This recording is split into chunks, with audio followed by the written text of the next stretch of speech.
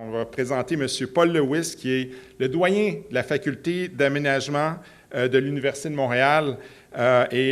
Lewis est un spécialiste des transports urbains. Il a travaillé d'ailleurs dans une autre vie. Il a travaillé à la ville de Gatineau et de Hull comme urbaniste. Il est aussi natif d'Aylmer, peut-être qu'il voulait le mentionner aussi, je tenais à le souligner. Et donc, sa présentation aura pour terme les transports et territoires, un mariage de raisons. Et si vous désirez avoir un diplôme en urbanisme, après les 2 forums, vous pourrez demander à M. Lewis de vous préparer un diplôme, peut-être en formation continue. Là, oui, on est rendu à ces niveaux-là. Alors, M. Lewis, à vous. Bon.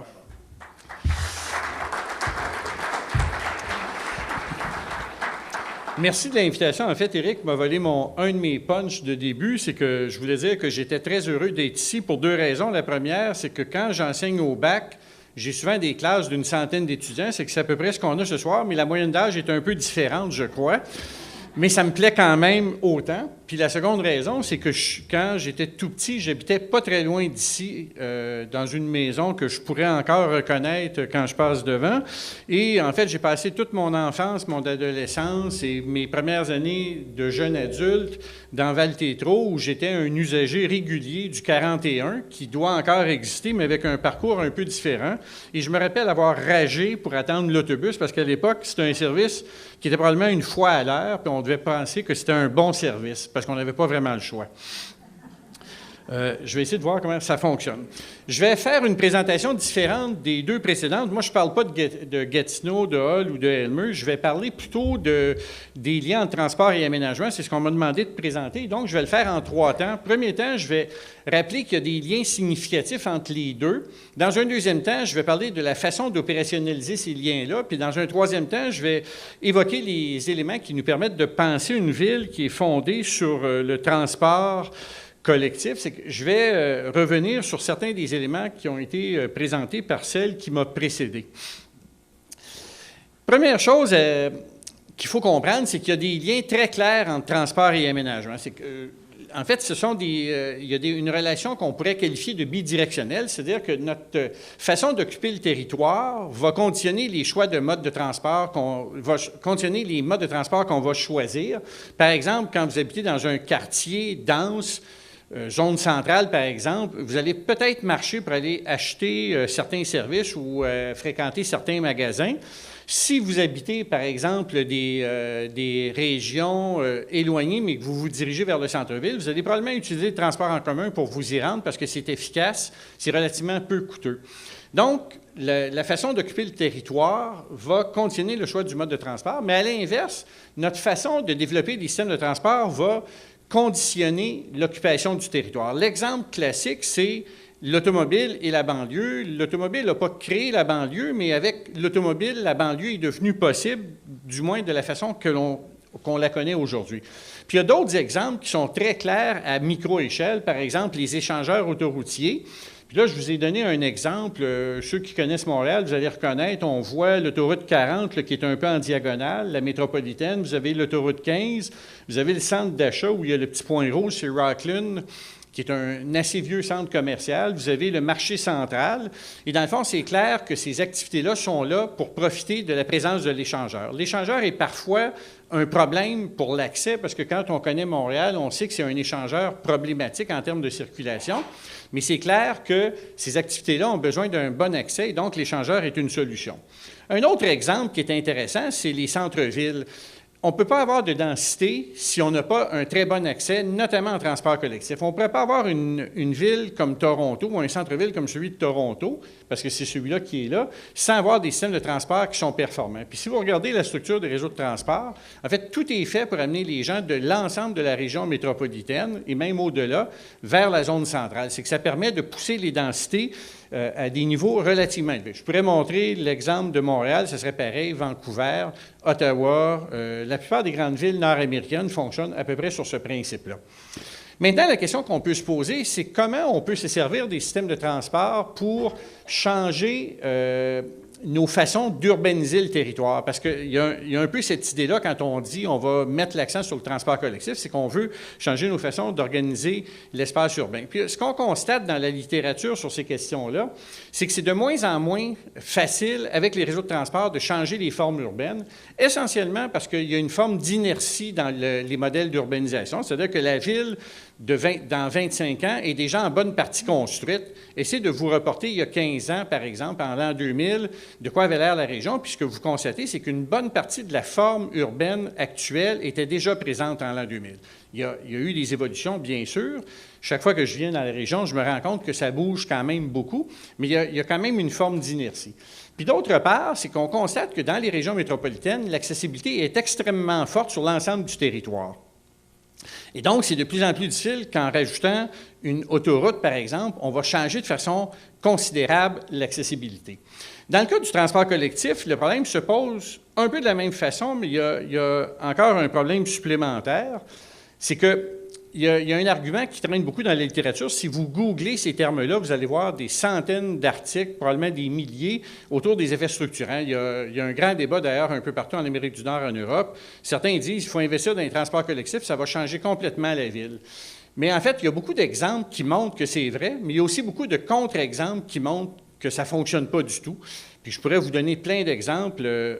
Certains exemples que j'aime bien, c'est à Montréal avec les stations de métro, où les volumes de passagers sont énormes, mais on se constate que dans certains cas, il a fallu attendre 40, 50 ans avant que du développement arrive autour des stations de métro. Pour toutes sortes de raisons, bonnes ou mauvaises, mais ce qu'on constate, c'est que ce n'est pas si simple que ça. Puis il y a plusieurs éléments qui permettent de le comprendre, mais notamment que les parts de marché du transport collectif sont globalement relativement faibles. C'est que je vous ai mis ici un petit tableau, un petit graphique qui montre la part de marché du transport collectif pour le motif travail pour les principales régions métropolitaines du Canada. Puis en fait, ce qu'on voit, c'est que Montréal et Toronto sont les championnes au Canada. Mais ce qui est intéressant de constater, c'est qu'Ottawa-Gatineau n'est pas si mal, malgré le fait qu'on n'a pas de grandes infrastructures sur rail comme on a à Toronto et Montréal. Mais c'est en partie à cause de l'organisation urbaine. Cela dit, on est autour de 15-20 de part de marché. Donc, à l'inverse, ça veut dire qu'à peu près 80-75 des déplacements se font en automobile. Et donc, c'est difficile d'imaginer que parce qu'on construit une nouvelle infrastructure de transport collectif, que tout d'un coup, la mobilité va changer de façon considérable. Donc, je vais passer à la deuxième partie, mais un petit verre d'eau. Le problème, en fait, c'est que c'est la banlieue qui est en train de se transformer. En fait, ce n'est pas un problème, mais c'est une des caractéristiques fondamentales, c'est que les banlieues se transforment, elles se densifient. C'est vrai partout en Amérique du Nord. Il y a toutes sortes de facteurs, notamment les changements démographiques, les changements dans les modes de vie, délocalisation des emplois vers la banlieue, mais la banlieue se densifie, donc la banlieue classique pavillonnaire, dans le fond, ça n'existe plus tout à fait comme on l'a connu quand moi j'étais jeune. La banlieue est beaucoup plus dense maintenant, il y a des nouveaux modèles d'habitat. Des édifices en hauteur, etc., etc. C'est vrai dans la région d'Ottawa, c'est vrai à Montréal, c'est vrai à Toronto. Une des façons d'opérationnaliser les liens de transport et aménagement, ça a été évoqué par les deux qui m'ont précédé, c'est ce qu'on appelle en anglais « Transit Oriented Development », qui est en gros un quartier. Les gens à Montréal disent une aire TOD, mais c'est un quartier qui est construit autour de ce qu'on appelle les points d'accès du transport collectif. C'est que ça a toutes sortes de caractéristiques. Ce n'est pas tellement important de rentrer dans les détails, mais ce qu'il faut comprendre, c'est qu'on essaye de mettre autour des points d'accès au transport collectif une concentration de résidents et d'emplois, d'activités, de façon à augmenter l'achalandage du transport collectif. C'est que pour les opérateurs, comme la STO, c'est extrêmement intéressant parce que c'est beaucoup moins coûteux d'acquérir de nouveaux usagers pour le transport collectif. Puis pour les résidents, c'est aussi intéressant parce que ça donne un meilleur accès à l'ensemble de la ville sans être obligé d'utiliser sa voiture. On peut dire, bien, les gens ont à peu près tous des voitures, c'est vrai, mais il faut se rappeler qu'il y a des gens qui n'ont pas de voiture, les adolescents ou les personnes âgées qui ne peuvent pas conduire. Puis certaines personnes préfèrent se déplacer en transport en commun parce que ça a beaucoup d'avantages. Les quartiers TOD, à l'échelle de l'Amérique du Nord, quand on fait l'analyse de leur impact sur la mobilité, on se rend compte que ils ont souvent un impact moindre que ce qu'on avait imaginé, en partie parce que les résidents ne consomment pas que les services qui sont situés près de chez eux. Il y a toutes sortes d'études qui ont été faites sur cette question-là qui montrent que ce n'est pas si simple que ça. J'ai même une étudiante qui faisait sa thèse de doctorat sur Ottawa, puis elle avait constaté que beaucoup de gens choisissaient de vivre dans des quartiers où il y avait beaucoup de services de proximité, mais finalement consommaient leurs services de proximité ailleurs.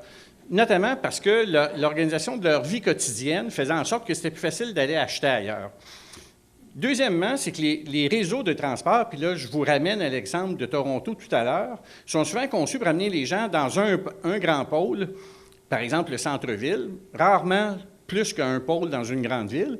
Et donc, quand on se déplace vers le pôle, le transport collectif est un bon instrument.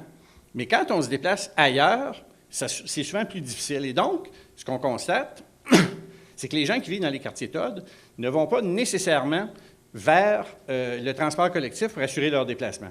Puis le troisième élément, ça c'est particulièrement vrai dans une ville comme Montréal, c'est que le service qui est offert, notamment dans les banlieues en transport collectif, n'est pas de qualité suffisante pour faire en sorte que les gens puissent vraiment se passer d'une voiture. C'est qu'ils vont aller vers le centre-ville en transport en commun quand ils travaillent, pour le 9 à 5 par exemple, mais s'ils travaillent sur des horaires de nuit, travaillent la fin de semaine ou ils veulent venir au cinéma au centre-ville, parce qu'il y a encore des gens qui viennent au cinéma parfois, mais le transport en commun n'est pas nécessairement une solution.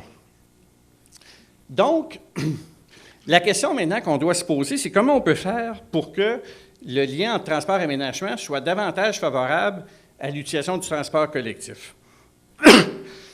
On peut considérer qu'on est face à deux grands choix extrêmes. Le premier choix, c'est de dire qu'on veut une ville qui est fondée sur la présence de l'automobile. C'est le modèle classique de la ville nord-américaine des années d'après-guerre. C'est en gros les villes qu'on a en Amérique du Nord. Puis ça serait une option qu'on pourrait qualifier de statu quo. Mais l'autre choix, qui est celui qu'on semble privilégier dans la plupart des agglomérations maintenant qui tournent autour de l'idée de mobilité durable, c'est de dire qu'on veut une ville fondée sur l'utilisation accrue du transport actif et collectif. C'est une ville qui est possible, mais qui n'est pas simple à mettre en place. Il y a en gros 3 conditions pour y arriver. La première, c'est qu'il faut investir massivement dans les réseaux de transport collectif parce qu'il faut que le transport collectif soit une option concurrentielle pour l'ensemble ou la grande majorité des déplacements. Si on veut que les gens utilisent le transport collectif, il faut qu'il y ait des services. Puis il y a 2 autres conditions, à mon avis, qui sont nécessaires. La première, ou la deuxième condition, c'est qu'il faut revoir l'ensemble des avantages qu'on donne à l'automobile si on veut vraiment faire un virage vers le transport actif ou collectif. Ça veut dire qu'il faut faire en sorte que les gens payent le coût réel de l'utilisation de l'automobile, à défaut de quoi les gens vont continuer d'utiliser l'automobile parce que ça va être plus facile, moins coûteux. Il faut réduire aussi la capacité du système automobile de façon à ce que ça soit davantage performant. Puis la troisième condition, c'est qu'il faut réussir à créer davantage de compacité dans la ville, davantage de densité, davantage de mixité, de façon à ce que la desserte en transport collectif soit une option qui est intéressante pour l'ensemble des usagers. Donc, 3 conditions: développer le transport collectif, revoir l'équilibre en faveur de l'automobile, puis refaire une ville qui va faire en sorte que la compacité, la densité, la mixité vont être présentes. Et en gros, ça va nous donner ce que les Américains appellent parfois une transit métropolis, c'est-à-dire une région métropolitaine qui est favorable au transport collectif.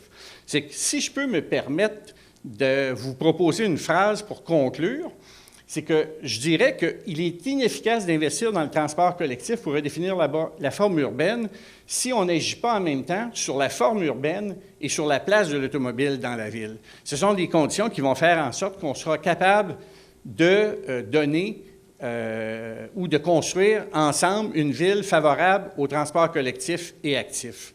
C'est que voilà, c'était l'idée qui était derrière le titre que j'avais choisi, Un mariage de raison. C'est comme ça qu'on doit construire notre agglomération ou notre région métropolitaine si on veut que le transport collectif et actif soit un mode plus important qu'il ne l'est aujourd'hui. Voilà.